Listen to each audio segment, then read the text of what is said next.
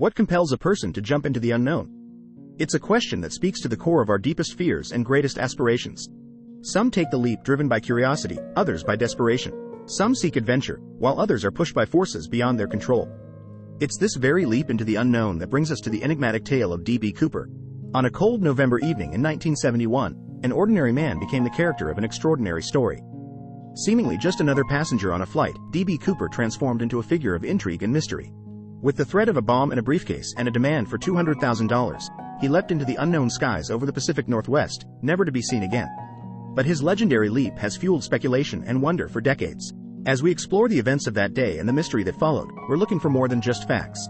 We're trying to understand the mind of D.B. Cooper. What drove him to vanish into the night, leaving behind questions that have gone unanswered for over half a century? This isn't just a tale of crime. It's a human story, one of courage, desperation, and the unfathomable depths of the human spirit. Join us as we step into the shoes of D.B. Cooper, a man who became a legend by jumping into the unknown, and in doing so, left us with a story that continues to intrigue and challenge us to this day. This is the story of D.B. Cooper, the Skyjacker who vanished.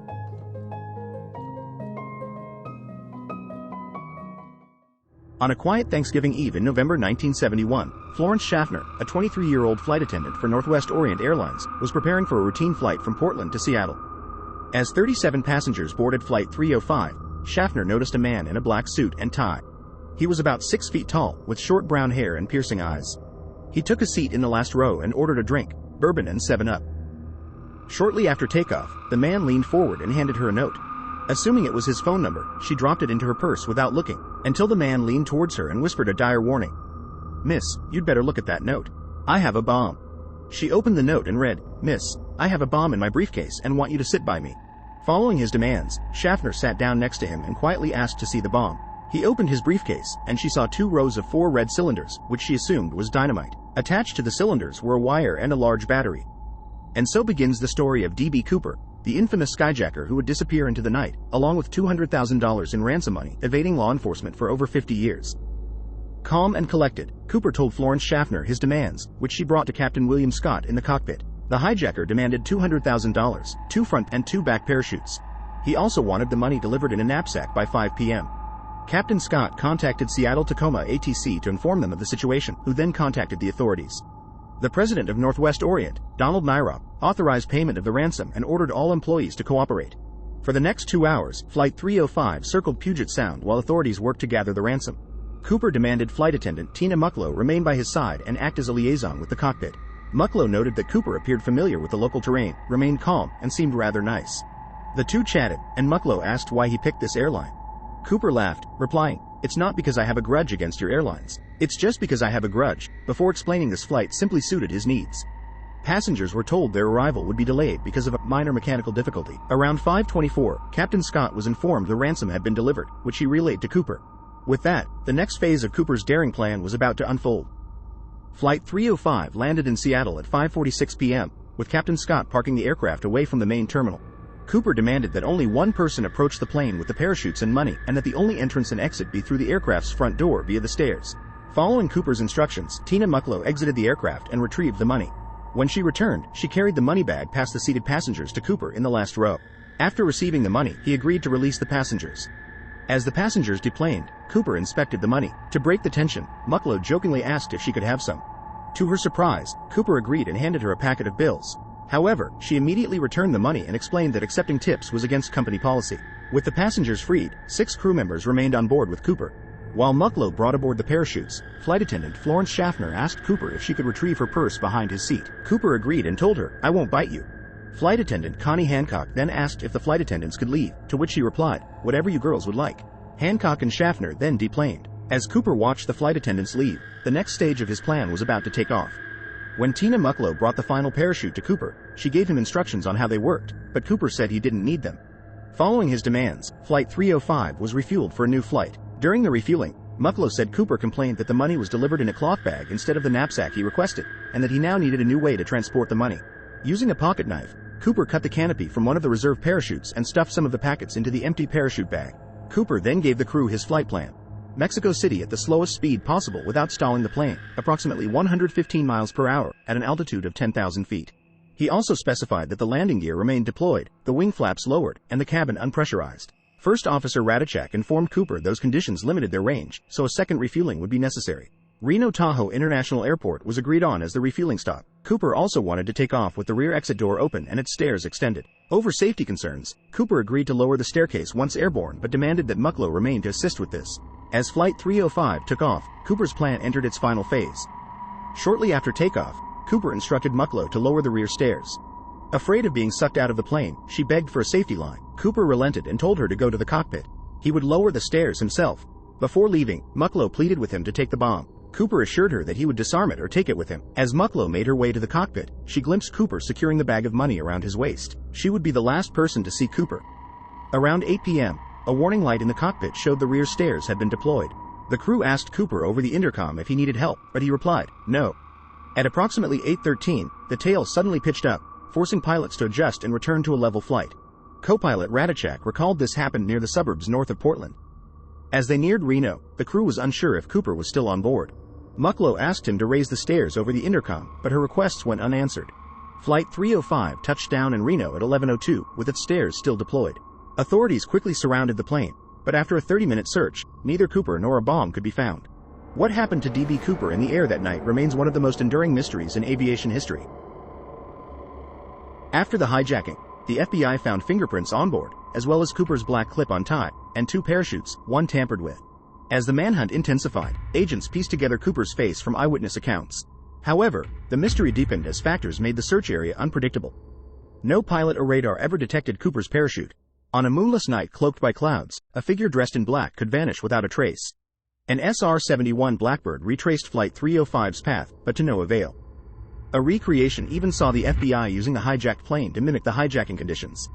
They put Cooper's likely landing near Mount St. Helens, but search teams combing the area found nothing.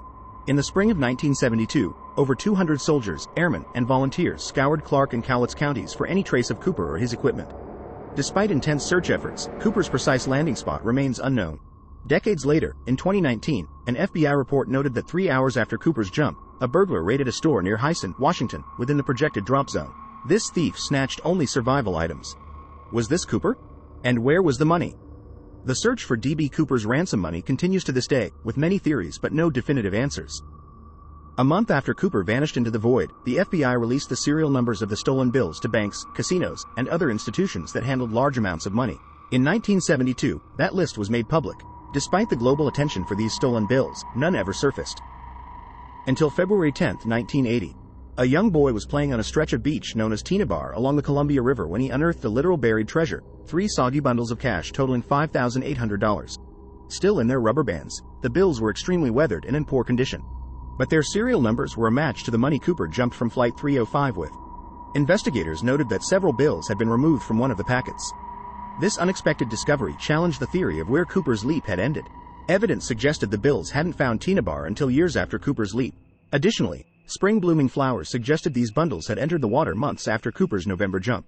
To this day, the cash from the Columbia River remains the only confirmed physical evidence from the hijacking found outside the aircraft. What happened to Cooper and his money? There are several theories. During the hijacking, Cooper demanded 4 parachutes, 2 primaries and 2 reserves. The reserves were sourced from a nearby skydiving school, while a local aviator provided the primaries.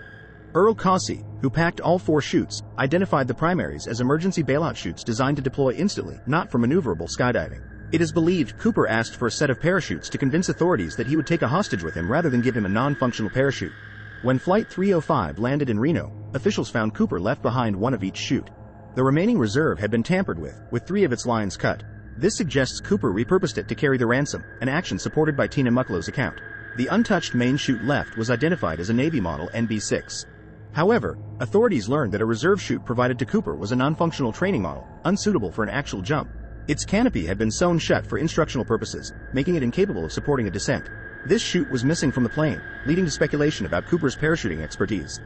Experienced skydivers would likely have recognized the dummy. How did Cooper plan to survive after jumping from the plane? And how well thought out was his hijacking plan? The FBI concluded Cooper's hijacking was meticulously planned and executed with in-depth aviation knowledge, familiarity with the local geography, and an understanding of the 727's capabilities.